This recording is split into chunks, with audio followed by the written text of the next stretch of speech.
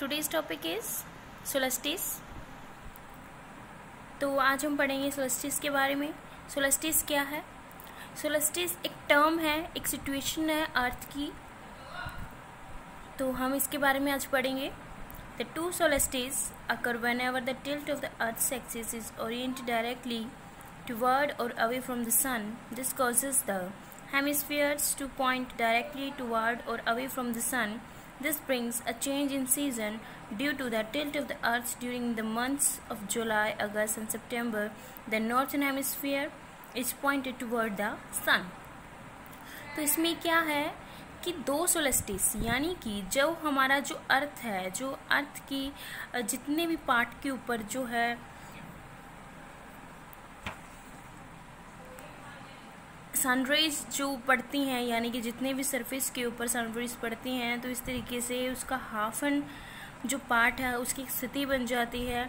और ये होता कब है? ये सोलस्टिक की जो स्थिति है कब बनती है? जब जो हमारा सन है, हमारा सन अपनी एक्सिस के अलॉन्ग होता है और इसी तरीके से हमारी जो अर्थ है वो अपनी एक्सिस के अलॉन्ग होती है। तो जो सन की जो रेज हैं किस तरीके से अर्थ के ऊपर पड़ती हैं, यानी कि हम नीचे वाली इस पिक्चर में देख सकते हैं। तो ये सोलस्टिस की जो ये स्थिति है, ये जो टर्म है तब होगी या तो जो अर्थ है हमारी सन के बिल्कुल टुवार्ड्स हो, डायरेक्टली टुवार्ड्स हो वो सरफेस जो अर्थ के सन के बिल्कुल सामने हो, अर्थ का वो सरफेस जहाँ पर सनलाइट बहुत अच्छे तरीके से उस पार्ट पे पड़ रही हो, या फिर वो हो सकता है जहाँ पर जो पार्ट जो अवे हो जाता है, सन से दूर हो जाता है। तो ये दो स्थिति यानी कि दो केसेस बनते हैं, वो वाला पार्ट जब सन रेज अर्थ के सरफेस पे पड़ती हो, या फिर वो वाला पार्ट जहाँ पर सन बिल्कुल ही दूर होता है अर्थ के उस पार्ट से। तो इस तरीके से ही जो सन है, सन के इस मतलब डायरेक्शन के अंदर हमारी जो रोटेशन होती रहती है हमारे अर्थ की, तो इस तरीके से जो सीजन चेंजेस हैं वो भी होते रहते हैं। और इस तरीके से यहाँ पे बताया गया है कि due to the tilt of the earth during the month of July. तो ये जो यहाँ पे कुछ मंथ्स दिए हैं, जुलाई, अगस्त और सितंबर, तो इन मंथ्स के अंदर क्या होता है, जो हमारी जो अर्थ की जो टिल्ट है वो बिल्कुल सामने होती है, बिल्कुल सामने होती है। ये जो टिल्ट है बिल्कुल सामने हो जाती है सन के। तो इस तरीके से क्या होता है, ये जो टिल्ट बिल्कुल टुवार्ड्स हो जाती है सन के, तो इसमें क्या होता है, जो हमारे डे है, दिन बड़े होने लग जाते हैं एंड नाइट आर शॉर्टर, और रातें छोटी, जिसमें क्या होता है कि जो सीजन है वार्मर हो जाता है, हॉट हो जाता है, यानी कि गर्मी का मौसम हो जाता है।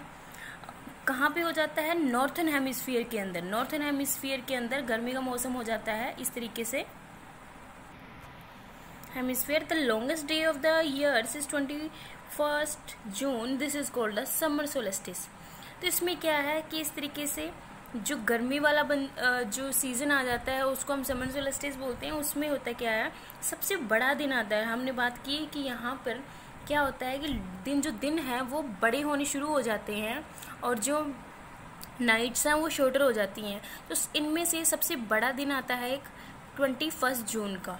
21 जून को सबसे बड़ा दिन होता है, तो उसे बोलते हैं हम समर सोलस्टिस।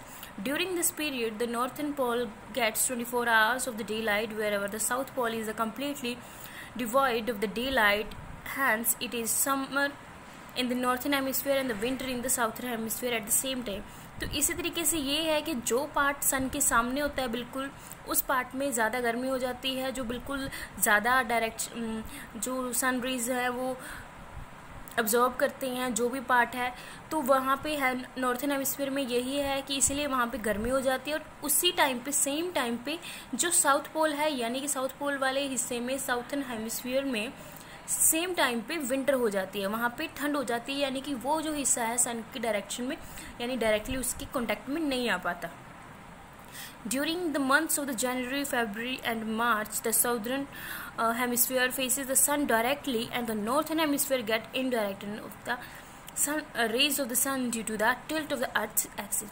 तो इस तरीके से इन मंथ्स के अंदर, ये जनवरी फरवरी जो साउथर्न हेमिस्फीयर में इन मंथ्स के अंदर क्या होता है कि ये वाला अब क्या है, यहाँ पे साउथर्न हेमिस्फीयर है वो सारी की सारी जो सनलाइट है डायरेक्टली ऑब्जॉर्ब कर लेता है, बट जो इसमें क्या होगा, नॉर्थन हेमिस्फीयर वो डायरेक्टली ऑब्जर्व नहीं कर पाएगा। तो इसलिए यहीं पे ये है कि इस तरीके से यहाँ पे नाइट जो है वो लॉन्गर हो जाएंगी और जो डेज हैं वो शॉर्टर हो जाएंगे।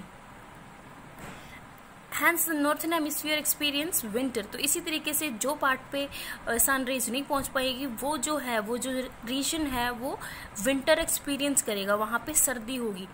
when the southern hemisphere experience summer, the shorter nights occur in 21st December। तो सबसे जो छोटी है, जो यहाँ पे बात की जाए, shorter night occur on the 21st December। तो सबसे जो छोटी रात होती है वो 21st December को होती है।